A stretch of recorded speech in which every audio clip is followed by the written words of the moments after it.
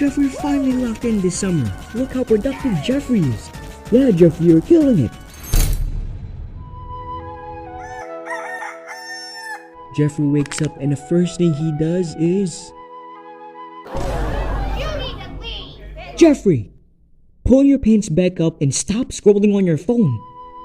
Come on, let's read some books.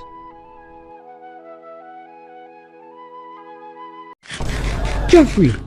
Why are you eating junk food? Jeffrey has lost all motivation, and now he does nothing but scroll on social media. When you start self-improvement, you'll have days where everything clicks. You wake up early, eat right, hit the gym, read, meditate, then the next day, you crash. You scroll all day, binge junk food, and you do none of the habits. This is normal. It sucks, but it's the truth. You're not alone in this. Everyone experiences this pattern. I've been on this path for 2 years. One day, I'm crushing my habits, but the next day, I fall back into the worst version of myself. That I jerk off 8 or 9 times. It's a cycle that still happens to me, but I want to share how I've dealt with those low phases, those depressive ruts where you do nothing but bad habits, and how I slowly crawl back into being productive again. Strategy number 1. Create a simple and realistic daily routine. 2 years ago, I used to wake up late, and the first thing I would do is I would grab my phone, and I would scroll for 2 hours before even getting out of bed. 2 damn hours.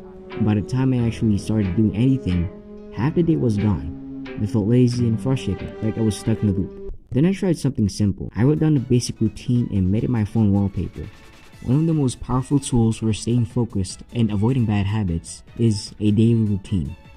When you don't have a structure, it's easy to drift. You wake up, scroll through your phone, waste time, and before you know it, the day's gone.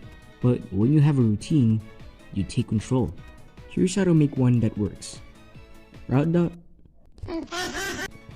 the key times of your day and pair each with a simple, specific habit. Just make sure to make it clear, concise, and easy to follow. And most of all, make it realistic. Then, make it visible. Set it as your phone wallpaper or screenshot it and save it on your lock screen. This is your daily compass. Anytime you're tempted to fall off track, just look at your phone. Your next step is right there. Having this kind of structure doesn't trap you. It frees you. You waste less time, avoid distractions, and start stacking small wins early in the day. Strategy number 2. Chunking method. You know how sometimes you plan a bunch of stuff to do in the morning, like, I'm gonna wake up early, hit the gym, read a book, and get my life together.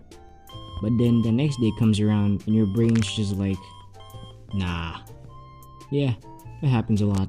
And it's not that you're lazy or unmotivated. It's just that the task feels too big.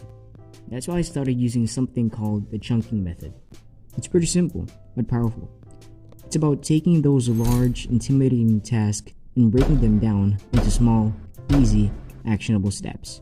You're basically tricking your own brain into getting started, because once you start, momentum builds. Here's an example. Let's say you want to read a book. Instead of telling yourself, well, guess I'm gonna read that damn book again, you break it down. Step 1, let's read the book. Step 2, let's sit down on the couch. Step 3, let's open the first page. By that point, you're already halfway in. Your brain doesn't feel overwhelmed anymore because you've given it something it knows how to handle, one small step at a time. Think of it like climbing a mountain. You don't look at the summit and try to jump straight to the top. You take one step, then another, and then maybe you slip at all, but you keep showing up, and that's the magic. Because it doesn't matter if the habit you built today was small. What matters is that you showed up, you took action, you moved forward.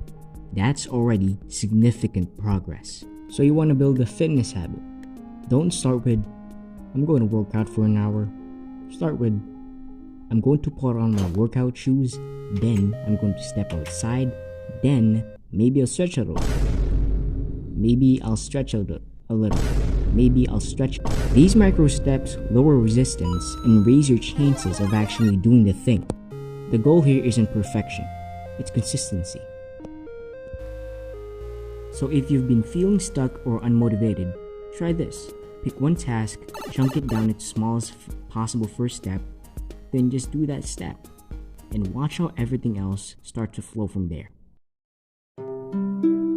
Strategy number 3. Forgive yourself. Okay, so this one might not sound like a strategy, but it's crucial. It's the foundation of every step you'll take on your self-improvement journey. The truth is, no matter how disciplined you are, no matter how many systems you build, you will fall. You will slip into bad habits, miss workouts, waste a day, or scroll for hours when you said you wouldn't. And when that happens, 2 voices will show up. One of them is cruel. It's the voice that says that you ruin everything, that you're weak and you'll never change, beats you down and convinces you that you haven't made any progress at all.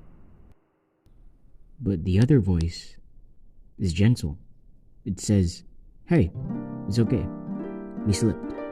Let's try again. Together. That is the voice you need to listen to. I remember watching an interview with Giannis Antetokounmpo after a tough NBA season. A reporter asked him, I'm curious for you, do you view this season as a failure? And Giannis looked disappointed. He replied, Michael Jordan played 15 years, won 6 championships. The other 9 years was a failure? That's what you're telling me? It's not a failure, it's steps to success. When you fall, remember that self-improvement, you will have bad days and good days. You won't always win. That's just how it works. Some days it's your day, some days it's not. Those disappointments, those days of self-destruction doesn't mean you're a failure. It's part of the journey. It's part of the process. And you have to accept that. Instead of making excuses like everyone else, you adjust to it and do better next time. Each failure will teach you, what can I do better next time? What can I adjust next time? That's what they're for. There's no failure in self-improvement. There's only growth.